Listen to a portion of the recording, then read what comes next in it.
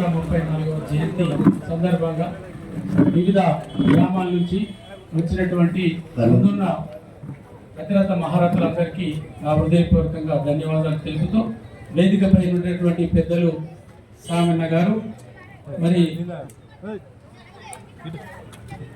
ఒక అరగంటలో పడుతుంది ఆనందం గారు, రాష్ట్ర వర్కింగ్ ప్రెసిడెంట్ తమ్ముడు ఆనందం గారు, మార్కెట్ కమిటీ చైర్మన్ రామగౌడ్ గారు, అన్న పెద్దలు జిల్లా పరిషత్ ప్రాదేశిక మాజీ సభ్యులు అన్న రాజేంద్రరావు గారు, బొమ్మెన స్వామి గారు తమ్ముడు మహేందర్ గారు, మరి తడమండ రాజు గారు, మరి ముందుగా అంబేద్కర్ సంఘం అధ్యక్షులు బాల అంజయ్య గారు, మరి ఉత్సాహ కమిటీ అధ్యక్షులు ప్రదీప్ గారు, మరి కార్యనిర్వాహకులు అందరికీ నా హృదయపూర్వకంగా ధన్యవాదాలు తెలుపుతూ ఈ అవకాశం గొప్ప అవకాశంగా మనందరం ఒక తాటిపైకి వచ్చి చర్చించుకునే అవకాశాన్ని కల్పించింది డాక్టర్ బిఆర్ అంబేద్కర్ గారు. ఎందుకంటే మనసులో మాట ముందుకు వస్తుంది. ఏదైనా కూడా ఇక్కడి వరకే ఎందుకు ఇప్పుడు సమాజంలో జరుగుతున్నటువంటి కార్యక్రమాలు కూడా మండల్ కేంద్రానికి ఈ కార్యక్రమంలో తెలుస్తాయి. ఏదేమైనప్పటికీ కూడా చాలా భక్తులు మంచి చక్కటి ఉపన్యాసాలు ఇచ్చినారు. గతంలో కూడా ఇక్కడ ఉన్నటువంటి కార్యక్రమంలో కూడా మరి పాల్పంచుకున్నటువంటి వాళ్ళు సోదరులు ఈరలి శంకర్ గారు కావచ్చు, మరి ప్రభాకర్ కావచ్చు, తర్వాత అడ్లూరు స్వామి కావచ్చు, ఈ నడి కూడల్లో పెట్టినటువంటి కార్యక్రమంలో భాగస్వామైన వాళ్ళు, తర్వాత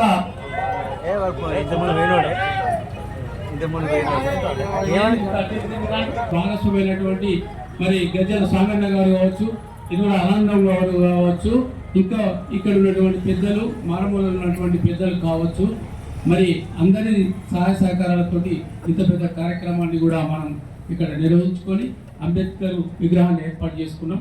ఇప్పుడే సుధీర్ చెప్పినట్టు జిల్లాల కేంద్రంలో లేనటువంటి వాళ్ళు కత్తిపల్లి తర్వాత పెగడపల్లి ఏర్పాటు చేసుకున్నట్టు మాట చెప్పడం జరిగింది.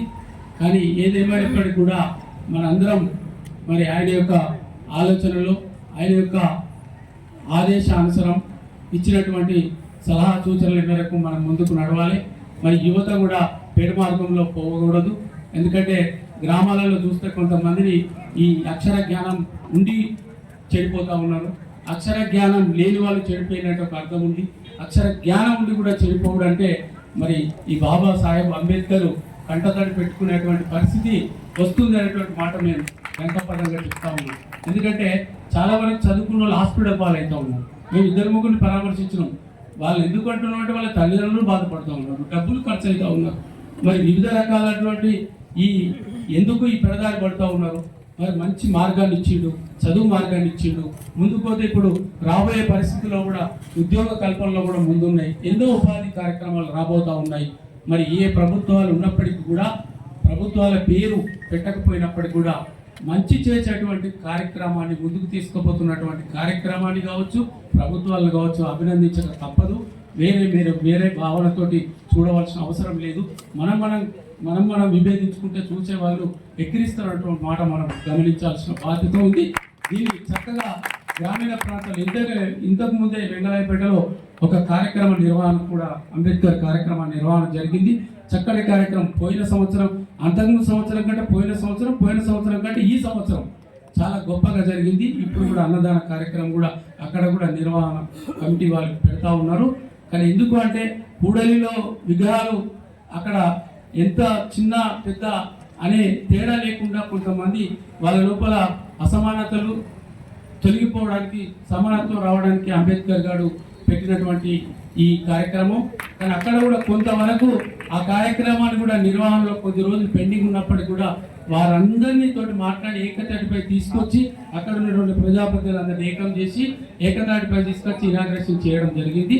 కానీ ఇప్పుడు ఉన్నటువంటి పెండింగ్లో ఉన్నటువంటి కార్యక్రమాన్ని పార్టీ ఏదైనా కానివ్వండి, కానీ ఖచ్చితంగా ఇనాగ్రేషన్ కావాలి. నెలల తరబడి, ఏళ్ళ తరబడి ఉండకూడదు. ఉంటే అది మనకే మంచిది కాదు. ఎందుకంటే బట్ట కప్పి ఇవ్వడము అనేది కరెక్ట్ కాదు. ఆయన మన గుండెల్లో ఉన్నాడు, మన శరీరంలో ఉన్నాడు, మన రక్తంలో ఉన్నాడు. కానీ అలాంటి వ్యక్తిని మనం అట్లా పట్ట కింద ఉంచడం సరైనది కాదని చెప్పి నేను కోరుతా ఉన్నాను. ఇప్పుడు ఉన్నటువంటి ప్రభుత్వాల వైపు కానివ్వండి, ఏ ప్రభుత్వాలు ఉన్నా కానీ ఇక్కడ ఉన్నటువంటి నాయకత్వం చొరవ తీసుకొని వెంటనే నిరాకరణ చేయాలి.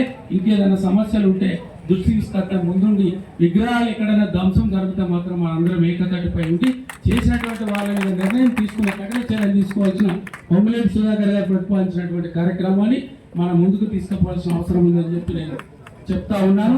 మరి ముఖ్యంగా మా తమ్ముడు కడలూరు రాజు గారికి హృదయపూర్వక శుభాకాంక్షలు తెలుపుతూ సెలవు తీసుకుంటాను. నిర్వాహక కమిటీ అందరికీ